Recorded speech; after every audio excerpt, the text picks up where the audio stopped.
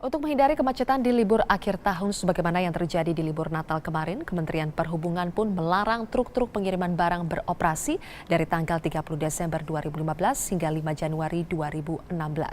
Larangan ini pun sontak diprotes oleh pengusaha logistik. Imbas banyaknya warga yang ingin berlibur keluar kota Jakarta, kemacetan parah pun terjadi di sejumlah ruas jalan pada libur Natal kemarin. Waktu tempuh kendaraan dari Jakarta menuju kota tujuan pun meningkat hingga 10 kali lipat. Mencegah kejadian serupa terjadi di penghujung libur akhir tahun, Kementerian Perhubungan pun mengeluarkan surat edaran yang melarang truk-truk pengangkut barang beroperasi dari tanggal 30 Desember 2015 hingga 5 Januari 2016. Kepala Pusat Komunikasi Kementerian Perhubungan, J.A. Barata, menyatakan, selain mencegah kemacetan, surat edaran ini dikeluarkan untuk memastikan keselamatan pengguna jalan di musim liburan.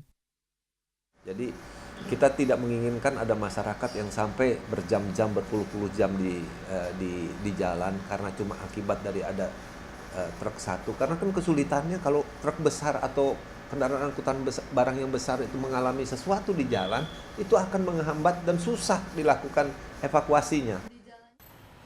Meski demikian, kebijakan ini dinilai mendadak dan dianggap tidak adil oleh pelaku usaha sektor logistik. Selain membuat target pengiriman barang yang tidak tercapai, hal ini juga menyebabkan kerugian ekonomi yang cukup besar. Kalau dari perusahaan kita sendiri sih kita mengoperasikan sekitar 300 truk.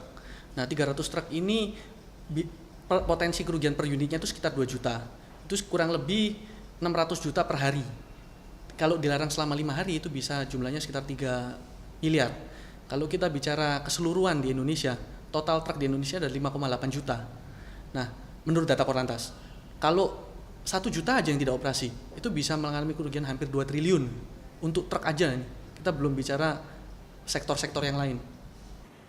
Sementara salah satu pengguna jasa logistik menilai dampak dari pelarangan beroperasi truk-truk ini akan menyebar ke sektor lain. Bisnis akan miss the deadline-nya kan.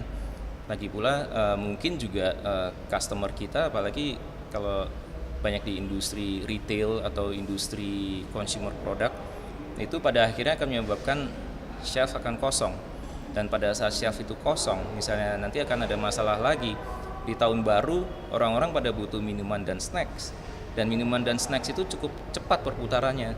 Dan kalau itu nggak ada, ya mungkin nggak kayak sembako hilang gitu. Tapi kan masyarakat akan komplain juga. Pemerintah diharapkan dapat mengkaji ulang pelarangan ini dan mencari solusi yang bisa menguntungkan semua pihak. Jika memang hal serupa akan terjadi di tahun 2016, diharapkan pemerintah dapat setidaknya melakukan pemberitahuan minimal 1 bulan sebelumnya.